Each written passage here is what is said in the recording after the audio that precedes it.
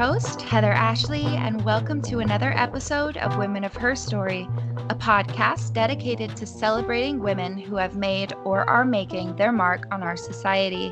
Today, I have with me the incredibly talented artist, Martha Tuttle. Thank you so much for joining us today, Martha. Hi, hello. How are you doing today?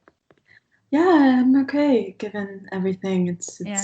turning out to be a beautiful day, I think. Just existing, and that's totally valid. So let's launch right into it then. Your work seems to almost exclusively come from earthy sources. What is it about nature that inspires your creativity? Yeah, I mean, for a long time, this question, like, how does a human body find intimacy with the world that they live in, has stayed with me. And I think it's so interesting that we are made up of matter stuff, and the world is made up of matter stuff, and yet many of us seem to think of ourselves as divided from the worlds that we live on.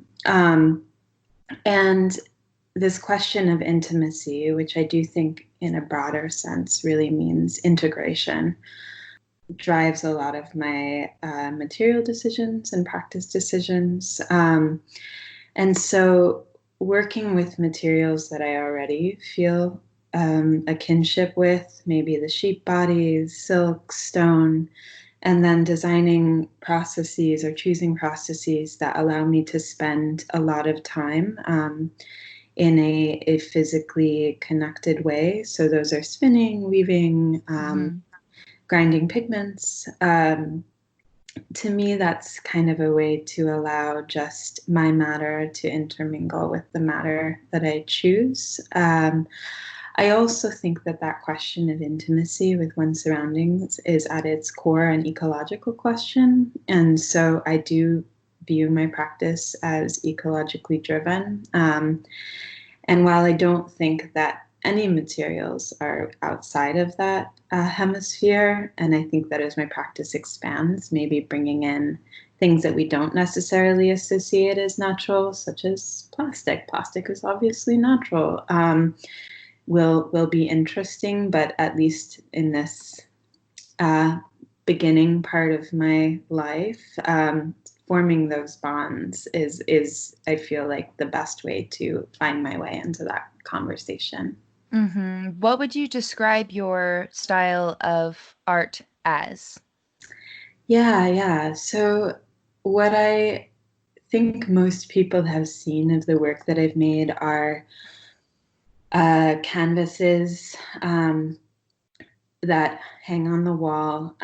They're sculptural in that many of them have many panels and are held together by small objects such as cast stone or bones, crystals, generally objects from the natural world. I do a lot of metal casting though. The way that I make them is I start with roving, which is clean sheep wool, and I spin that and then I weave it. And then I boil that so it felts and becomes more of a sculptural material. And then those are sewn into abstract compositions with a linen or a silk or some translucent material that is painted with generally stone pigment, but also graphite and at times things like coal dust. Yeah, I think they're a little hard to explain. I to a painting graduate program, so I guess that is my background. I tend to see these works more as wall sculptures, but they also do use textile techniques. Right. When did you begin to work with these materials? Was it in school? When I finished undergrad, I lived back in New Mexico, where I'm from, for a few years. And New Mexico has a really significant textile tradition and a really significant weaving tradition. And one of the jobs that I had, I worked at a fiber workshop, and part of that job was that you could take classes for free or at a reduced rate. And I took a weaving class there. And so that was when I first started understanding the process. But it wasn't actually until after grad school that I became so focused on the forms that I'm using now. Mm-hmm. I can only imagine that working so directly with your hands, with all of these natural sources, you kind of touched on it earlier, that it could be almost like a spiritual, really connective experience. Do you get lost when you're creating, or Mm. are you hyper focused on the aesthetics? Great question. Although the works I make are deeply aesthetic, and I have a lot of belief in beauty, which is maybe another topic, I don't think about what they look like at all when I'm making them. I think it really is a feeling, and I think it's, to be perfectly honest, like a kind of uh, aura integration with the will of the work or the material itself. Mm-hmm. And I don't make works in the way that I could like have a studio visit and someone is like, oh, if that were red, that would be a better painting. It's more like, does the work feel whole in this way? Mm. And was that feeling prolonged throughout its making? And did I step aside in my ego enough to let it be what it wants to be? And so, yeah, I guess I would say the only thing is that that kind of hyper focus and then like the kind of spiritual dissolution, they sound like opposites, but I think in my practice, I'm interested in the position in which they're kind of intertwined, coming from this. Mm-hmm. But I try not to listen to music or podcasts or anything like that because I do think there is something really beneficial about just like doing one thing at once and also Mm-hmm. just about being bored. Like what I think the moments when you do get bored by your own practice, if you can like sit with them, are pretty amazing. Can be Yeah.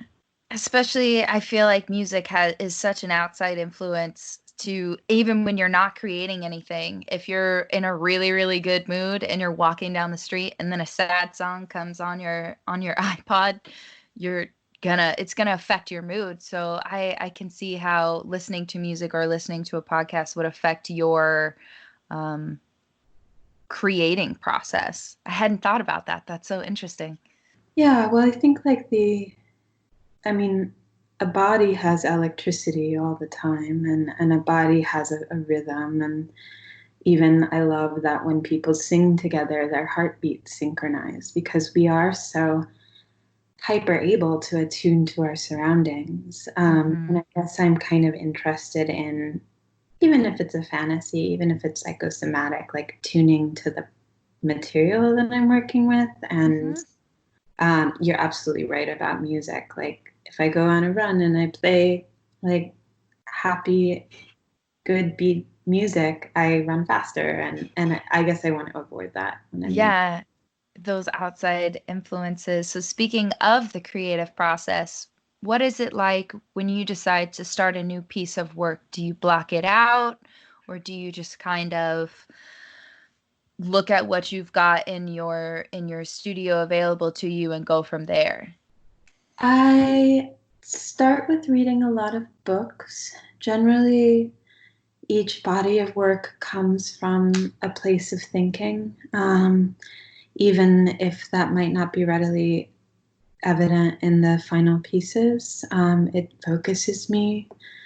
So I do a lot of reading and writing. And then I make drawings of the pieces and order stretchers from my good friend Danny Levine, who's a super awesome lady woodworker.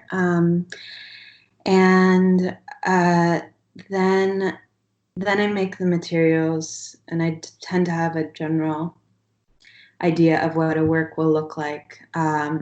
Then it changes completely based on what the work wants and how the material goes. But then I have to make patterns because if the pieces that I sew together are not sewn together flat, then they have trouble stretching. So at that point, things get pretty determined. But then, as I said, a lot of the pieces I make are multi-paneled, and so there's some flexibility at the end. Yeah. Oh, I think I get like kind of obsessed again with this balance between total organicness and hyper precision, and if there's a way to have both of those at once. I feel like I could see that in your work, to be honest, in what I've, been able to look through and see. I haven't seen any in person, but I've seen a lot of your stuff online, and I can definitely see that absolutely, because it feels very organic. There was this really cool one. It was like a bunch of, it looks like a puzzle of rocks almost, but I don't know how to explain it. I'm doing a very poor job of articulating your your work, but it was something where I was like, I felt like I wanted to go to the mountains, but also I was fascinated with how precisely everything was fitting together.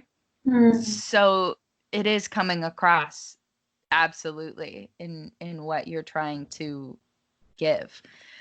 You mentioned books being part of your creative process. Is it like novels, or are you reading biographies, autobiographies? Does it shift? It definitely shifts. Right now, I've been working on a sculpture for the Storm King Art Center up in the Hudson Valley. So right now, I'm really thinking about place and site. And some of the books that I'm reading include like a history of the Hudson Valley. I'm also reading Donna Haraway's recent book. Layli Long Soldier's book, Whereas. So that's really like a history, a work of theory, if you could call it that, and poetry. And so I think one of like the beautiful things about being an artist is that you are able in your work to be pulling from all of these different sources, and it's not your job to like know them precisely in an academic way, but it is your job to be able to like pick and choose and bring things together and then offer them up to people in a way that might start making new connections. And so in my reading, I'm always kind of curious about that. Like, how is, a Greek fragment of poetry interrelated with a Billy Joel song interrelated to like a mushroom guide? That's like three examples, but I do think that there is, a lot of fun in that, and I think, for me, that's when like the juices really get going. Yeah. Do you ever read Isabella Lucy Bird? You should. I've heard of her. Yeah. Her work, I mean, her imagery is insane, and I think you would really enjoy her work. It's beautiful. She explored the Rockies and then went over to Europe. There's a whole lot in that story, but that's definitely, I think, I don't know, maybe you'd like those. So back to business. Where are some of your favorite places you've been able to showcase your work? Well, that's a tough question. I've been very fortunate to work with people that I love. And yeah, working with Storm King has been amazing. They are kind of heroes in general for the way that they bring art to the world, but especially have been during this time. And I think at a time in which a lot of institutions, like, I know everybody's struggling, maybe making choices that I don't agree with, like furloughing people who really I think Storm King has done everything they can to act in ways that are above and beyond the call of duty and support artists. And so I've been really lucky to work with them. I've also been super lucky with the galleries that I work with, formerly Tilton Gallery in New York, now Connie Tilton is at the captain of that ship, and she's a very very strong believer in art, and then she's also so knowledgeable, and she kind of has this really beautiful old school way of just trusting artists, and I think that's a little bit rare. I've also worked with Rona Hoffman Gallery in Chicago the last few years, and Rona, I'm not sure if you know, I mean, she's had a gallery for over 40 years, like is a woman dealer, and I think it's not easy now, but I think it certainly wasn't easy 40 years ago. And so she's a force of nature, and also like deeply, deeply knowledgeable. What else? I also just like love working with my friends. Like it's just recently coming to mind. My friend Hannah Bierman started this project called Artists for Humans. And just during this crisis, and she has just been using Instagram to sell artworks and raised over 6 figures to give to the food bank just in the last month and a half. And wow, I just got chills. yeah, I mean, she's incredible. It's incredible. And so being able to work with her, give her work, that was really special. Like, I think there's people can say things about the art world, and a lot of them may be true. And there are, with any field that has a fair degree of money moving through it, there are huge problems. I think the majority of people that I've encountered are in it because they love art and they love people. And so I've been very lucky, but I also think that like it is a field that has a lot of awesome people to work with. Yeah. Do you have the ability to, I mean, I would assume you do.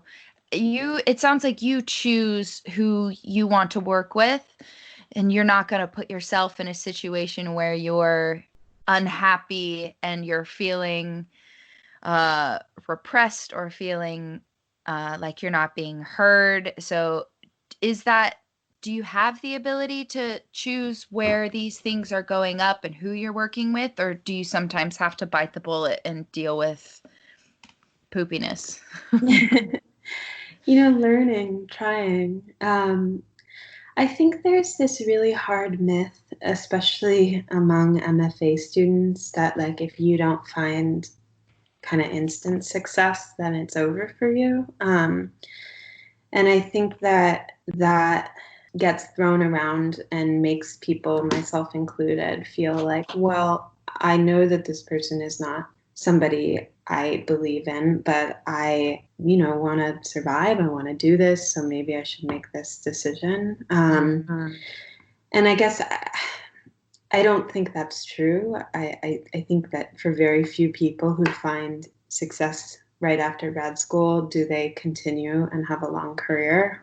So I don't think that there's anything wrong with waiting or feeling like you need to kind of slowly decide who you want to show with. I've made some decisions that I'm not proud of. I've worked with some people who I do not believe are ethical, and I have felt like crap about it, and then hopefully learned, I think. So I am lucky to work with the people that I am. I think I don't deserve that much credit for it. I think it was just, good fortune, and I didn't know enough to choose them, but I'm grateful that they chose me. And then as I'm hopefully a little older and wiser, I'm learning that, that life is long, that no one should make you feel like if you don't do this thing immediately that you're going to not get your dreams. I think anybody who makes you feel that way is probably not somebody to work with. And that's what I think. So right now, while we're taping this, we are in the thick of COVID-19 quarantine and all of the insanity that's gone with it. Has that affected you positively, negatively, a little bit of both, and not just creatively, but as a a human being going through a trauma? Wow, what a question. Yeah, well, I'll say the negative stuff first just because to get it out of the Yeah. way. I am curious about how this can be a positive situation. I think it's been, every week brings another wave of sadness. I think at first this seems so trivial now, but having the things that I was working on either postponed or canceled felt hard. Many of them have been like, several year projects. Now that seems like a distant past and only like a mosquito bite. I think the sickness, so many people I know are sick, so many people I don't know are sick. My own family is very much not well. And I think understanding that I am only one person worrying about family amidst millions and really feeling that suffering is devastating. And I think there's no such thing as a silver lining to that. And then understanding the financial impact on so many of my friends, like, they were already fighting. And artists are hardcore. And like most of them have, at least, let's say in New York, working insane hours, finding a way to get to the studio, living without health insurance, living without guarantees, living in a society that didn't support what they do, then finding a way to make it to their friend's opening, make it to their friend's birthday. And like, I think everybody was already strapped and exhausted. And this, if you're a freelancer, there's so little support for you and there's so little support for artists. And so just seeing people get devastated over many times. And now with the green card delays, that the artists that I know and the friends that I know who did everything right, who towed the line, not that a person can do something wrong, but everything right in the eyes of this oppressive, violent government, that they did everything right and now are just, what's going to happen to them. So I think there's, as an artist, as a person, just like everybody else, it's just devastating day after day. So I again, I don't think there's a silver lining to that. But if there can be a parallel positivity, I guess, because so many things have been postponed or canceled, I've been able to think a little bit about the work that I really want to make and what I would be making if nobody wanted to see it. And that has been beautiful. My dog, I think all dogs are the hidden beneficiaries of this time. It's like, remember when like you used to go to work every day? Like, glad that time is over. Meanwhile, cats are sitting on the couch like, please leave. Yeah. Please leave. Why are you still here? Totally. I kind of want to piggyback a little on what you're saying about wanting to, you're finding the art that, or thinking about the art that you would create if no one wanted to see it. Mm-hmm. I don't remember who said it, but someone, I'm sure a million people have said it, but basically like the whole idea of you have to love what you're doing and what you're putting out at the end of the day. Because if it's for someone else and you don't love what you're doing, and if everyone else just vanished from the earth, you're left with what you've created. And if you didn't like it in the first place, what was the point? Have you ever created things where it's completed and you're just like, I don't love this, but other people are really enjoying this, so I'm going to put it up, but it's still not what I wanted to create in the first place. Have you experienced anything like that, or are you able to find things that you love about all of the pieces that you create? Yeah, that's a good question and a hard one. I don't think that I would let something out of my studio that I didn't feel genuinely connected to, but I do think that making a recognizable form, that it gets harder and harder. I think so. at a certain point, maybe there is the right moment to be like, I love this body of work. It is mine. I will always be its cheerleader, but I need to move on to something else. I think, yeah, there have been very few moments where I've let something out of my studio, which I felt like was just kind of going through the motions. And I still feel a pretty intense feeling of shame around that. So it's not something I would like to do again. Mm-hmm. I think the question that comes up for me in terms of changing works, like, is largely around the the existence of objects and making objects for a world which has a lot of them. Mm-hmm. And so I make very slowly. I'm not interested in hyper production. At the same time, for me, I make like a lot of zines and publications, and I do some like sound work and video work, and those are kind of like quieter personal projects. But at times, Mm-hmm. and especially at this time, I feel more invested in bringing them into a place where they could be shown in public. Just because, yeah, I mean, life is long, but also I'm interested in the artwork that does not exist in object form. Yeah, interesting.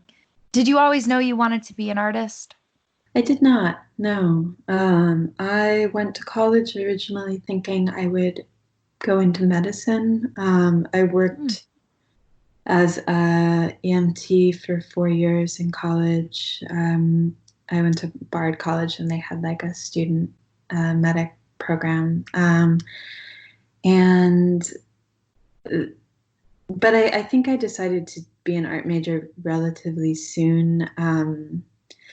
I This is a kind of a funny story. I took this painting 101 class, and it was with a professor who was maybe not the greatest. But I stuck with it. I think like 3/4 of the people dropped out, and I went to like on the sign up day, and I went. It was actually Nicole Eisenman, who's an amazing painter, and she's very very well known. But this was when she was still teaching, and she was like, well, I don't like really consider this class to be like a sufficient class for a painting 101 credit. So why don't you take it again? And I was like so devastated because I like stuck with it, and this professor was like pretty inappropriate and just like Oh bad no. dude, and I just like burst into tears, and it's just so funny because I'm not a crier, and like Nicole is so awesome, and so yeah, I don't know if she ended up letting me take her class, and then and she's been an awesome mentor, friend, person throughout the years. But I think realizing that I would like go and cry in some stranger's office really felt like a good sign. I don't know. I mean, I feel like there's been many points where I've chosen to be an artist. That was one. Figuring out when I was done with undergrad, like how to get a studio, like being 21, and like how am I going to do this, and then making the decision to go to grad school. So I feel like those maybe are the three moments where I made the choice. But I think there are people who like at any point in their reincarnations, if that's a thing, like would be capital A artists. Mhm. There are also people who maybe are interested in working with energies or ideas in our culture and our time, like don't really have any other outlet other than the art. Mhm. And I think that I feel like the latter. I love art more than anything. I'm extremely fortunate to do this, but even more, I just love looking about art. I could like never get bored. But I also think that if someone told me like tomorrow you can never make art again, I'd figure out a way to do whatever this thing that I need to do, which is not nameable, but is very specific in a different way. And so, Mhm. yeah, I think that I didn't know that I would always be an artist if our society collapses. I think that I'll still be able to do the work I need to do. And so Mm-hmm. that's maybe a longer answer, but Yeah. it's just Yeah. a feeling. Yeah. Do you have a favorite gallery or museum you like to visit? Like maybe a gallery that always has like a fresh new featured artist or a specific museum that you always go back and visit a different piece of work. Yeah. I mean, in terms of galleries in New York, I love Essex Street, and Karma is really special. Miguel Abreu is another one. I think the Met to me is my deep love. I in the before times tried to go there once a week, and I just think it's an extraordinary place. I know that's a very obvious answer, but it's just like every time you go, it's you find like a new fragment of Egyptian linen or like a Rococo glass, and you're like, I didn't even know I could be into this. And I think it's like one of the greatest possible things that could exist. And Yeah. even when I can't get there, like I'm traveling, I'm too busy, even imagining going there is really special. So, Do you have a museum or gallery that you haven't been to yet, but you would so love to anywhere in the world? oh wow, what a beautiful question. I've been really into like Neanderthal sites, like reading about Neanderthal or Yeah. the early Homo sapiens. And there's this cave, it's closed to the public, but there's this cave called the Bruniquel Cave in France. Hmm. And the makers scraped over 2 tons of stalagmites off of the wall and made these concentric circles in the cave and then lit fires like an even spacing around. So Wow. and then it was like they even made like fortifications for the circles, and it just looks so extraordinary. And so I think that might have to be my answer. Your dream, your go-to. Well, hopefully once all this insanity settles, you'll be able to make a trip there Yeah. in the coming years. Also, the Hermitage or the Gold Museum in Bogota in Colombia. Mm. I'd like to go. Hmm. Do you ever doubt yourself? Yes. Yeah, less so than I used to. I think when I turned 30, it was weird. It was like clockwork. I know people always say that, but I just kind of felt a stronger sense of self. And I think like life is a lot about making choices and just believing in the choices you've made. And I think there's some choice element, like there's some decision element to just stand with yourself. And so I've been able to be in that a little bit more.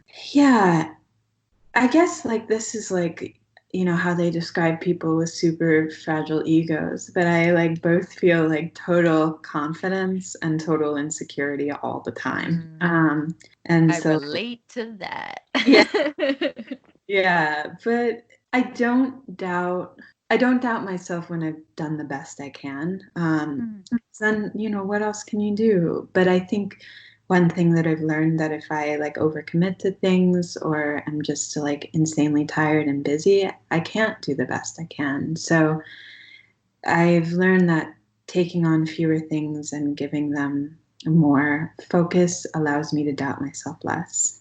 mhm. Is there someone who you would give credit for pushing you further, or is it more of a like a self-driven force? God, so many. Like I am not a self-made woman. Like, I'm made by the strength of my community, by the love of my family. Like, it's just this thing. Like I just sometimes am overwhelmed by the privilege of knowing so many artists my age who I went to school with or just met otherwise who just I would be nothing without knowing them.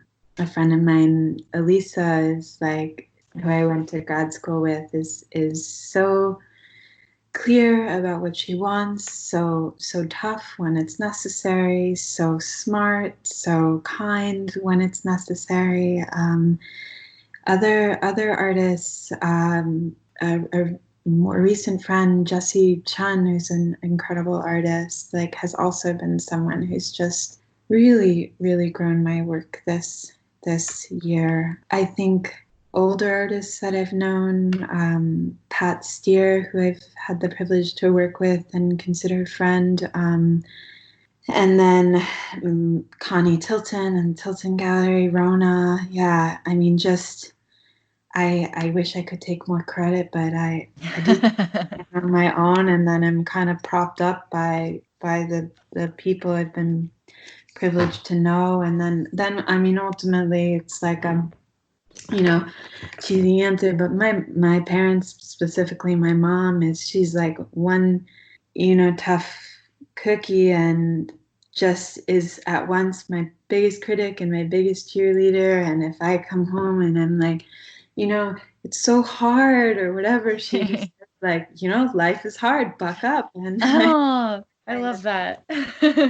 or like if I've worked to a point of exhaustion and it's still not good enough, and I'm like, and she just says like, get back up, do it again.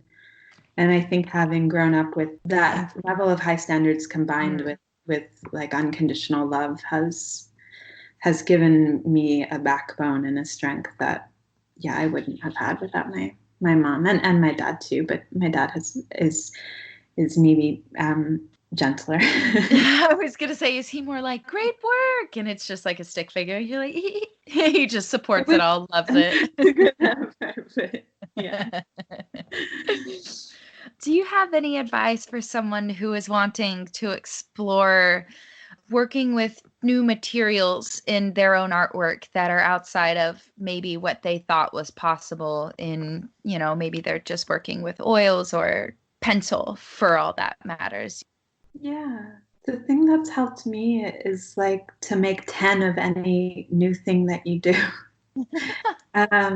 Yeah, because the first one, it's like scary and precious, and you're like, is it right? But if you make a bunch, then it's easy.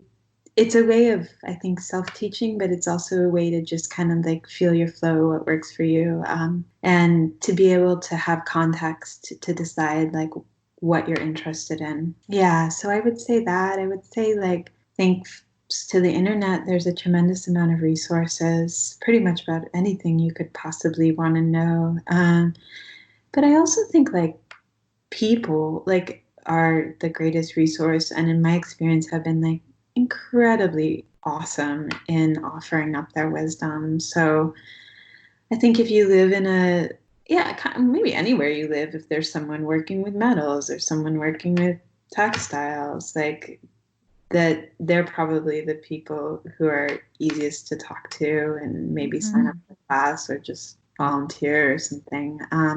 For me, it's a funny mix of like I learned how to spin on the internet from like a cool New Zealand dude who has a YouTube channel, but I learned how to weave from a woman who is like seventh generation weaver, like doing it her whole life. And so I like that in this era there's a combination. There are elders and people who are extremely skilled who you can seek out, but you can also like learn a lot from the internet. I learned how to knit on the internet. Cool. Yeah. and then a good friend of mine, he's like, I don't understand. He can whip out a whole sweater in like 3 hours. I don't get it. I don't understand. He just, and so I like asked him for help, and it was just like holding the needles differently made it a lot faster. But that wasn't something that I would have easily found on the internet. So that's great advice. Just looking at what's available to you and seeking those people out, and also internet. Yeah. I mean, I think the one benefit of being with people, other than like all of them, because people are the best, like, is that you don't know what you don't know going into something. And so I think, yeah, I mean, that's the reason we go to school. Like, you could theoretically read any book from the library and teach yourself, but you don't know that that person necessarily learned from these people. And I think that's true with any form of making. Like you can learn the weights of, let's say, alum to put in a dye from the internet, but you might not know that you could use 7 different mordants and get 7 different colors. Yeah, for any like New York City listeners, the Textile Arts Center in Gowanus is like a super awesome resource too. Cool. I love that. Do you believe that the arts are necessary to human existence? Wow, also great question. Yeah, short answer yes, but in what format? I'm not sure. God, I recently read that Homo sapiens book and was like, wow, agriculture was a big mistake. And then, but like, obviously, if we didn't have agriculture, we wouldn't have the Duomo, we wouldn't have Da Vinci, we wouldn't have George O'Keeffe. I mean, we would have nothing of what we have now. And so I think that's like a really interesting question. Like, for a world which did not have serfdom, which did not have pandemics in the same way, what would we be willing to give up? And I think that's a question that I'm struggling with. I think it's a really good question to be asking right now. I think it's also, you can't really go backwards. And I think I've had struggles in the past imagining utopian societies because I think they often exclude both the necessity and the skill of the artist. So putting that out there as a caveat to where we are right now. So I'm more interested in reimagining societies that do respect the artist, and do respect that while everyone should be able to make if they want, that people who are devoted their lives to a certain thing are going to have a particular kind of relationship to it. But I think that humans make art. That's sort of what we do. And like you go back so far, and maybe one could argue that the Brunico cave isn't art. One could argue that the cave paintings aren't art because they have other purposes. Personally, that's strange to me because, like, is our only purpose for a painting now to be art and nothing else? Like, I think we still have these like deep-seated spiritual relationships with the artworks around us, and I don't think we admit that to ourselves, but I think there's like all of these indications that there's still that same kind of intertwinement. So yeah, just to summarize, I think the arts are deeply essential. I think it has a lot to do with what it means to be human. I would also include storytelling, which is, writing and music making and dance, how that looks in a society, whether it needs to be market driven or not. I think all of those are other questions. Even if the purpose is completely non-spiritual, such as just communication, language, a philosophical conversation, I think we still have a relationship to the arts that is very layered, and this idea of like pure art is a historically locatable idea, but certainly should not be considered a given. So before we get to the last 2 questions, do you have anything else you would like to add about experiences, words of advice, beautiful thoughts? Yeah, I mean, I guess I think there's this like beautiful relationship that I've been realizing that I've had with art, which is like memory and a feeling memory. And I mean, this is the longest I've gone without seeing art and it's, I think this is the longest I've ever gone without seeing art. And that's hard. And I think, yeah, like, do we think that it's okay to like grieve not seeing art when, also we're in a time of unimaginable human and financial loss? Like, I kind of think that the two don't have to be contingent on each other, because what seeing art is for me is seeing the potential of human beings. And that is like why I've always loved going to the Met every Friday night, is because you see this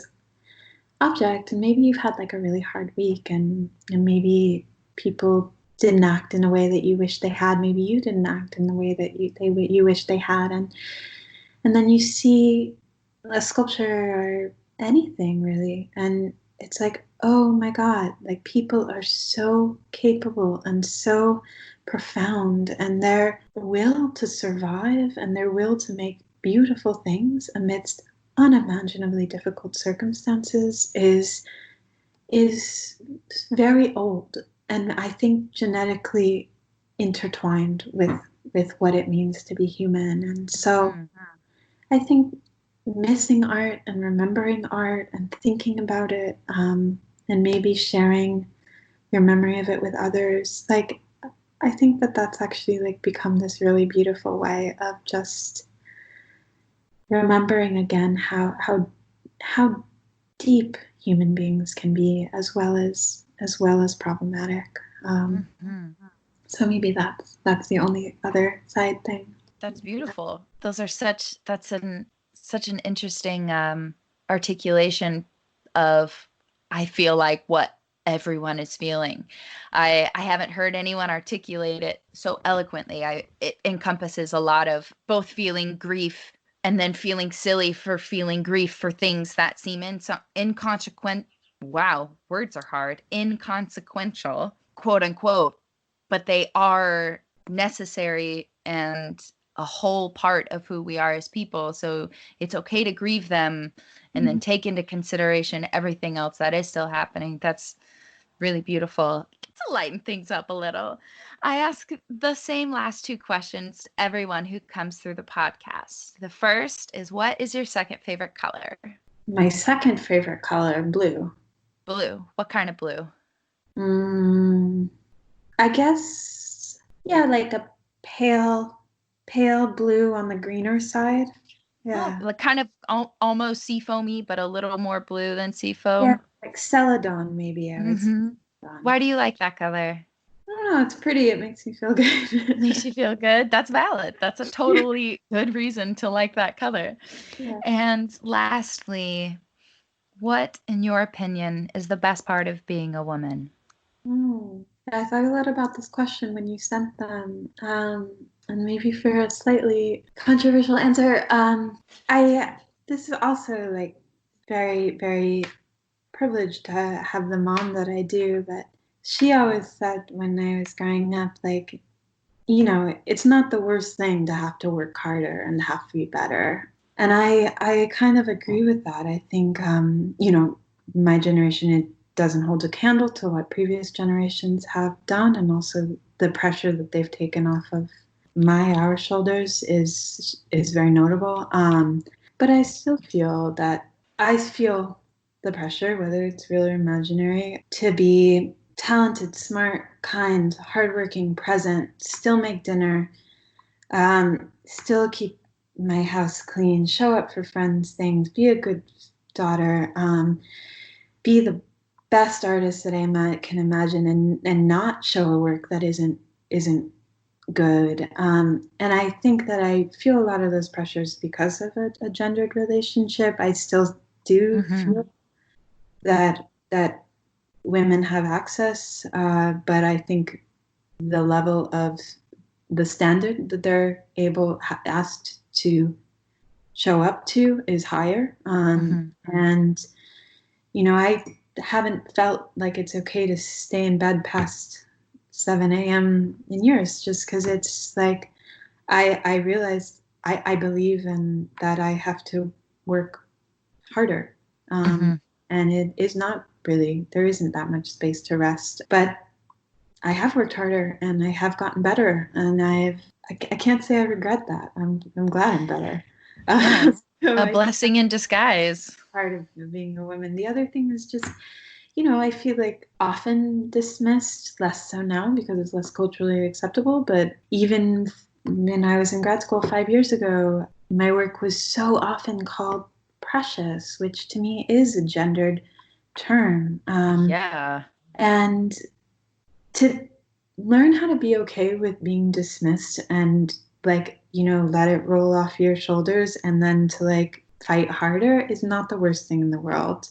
If you have a good support structure, and if you have people in your corner who are telling you at the same time, like, you are awesome, you are strong, like, and so I don't know. I think the best part of being a woman is having to have worked as hard as I have, and I know that I'm only at the beginning. I'm sure it's a lot harder, and people have had to work much harder than me, but then also to have the the support and the strength of the community that I spoke of before.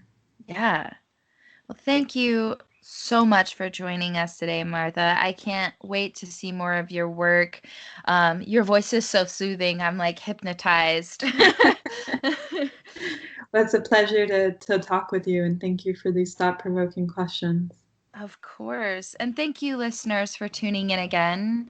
I can't tell you how much we appreciate it here at Women of Her Story. Don't forget to rate and review, because you know why. It really helps the podcast get noticed so more and more people can be inspired by these incredible women. If you have any episode suggestions, or if you just want to say hi, you can send us an email to womenofherstorypodcast@gmail.com.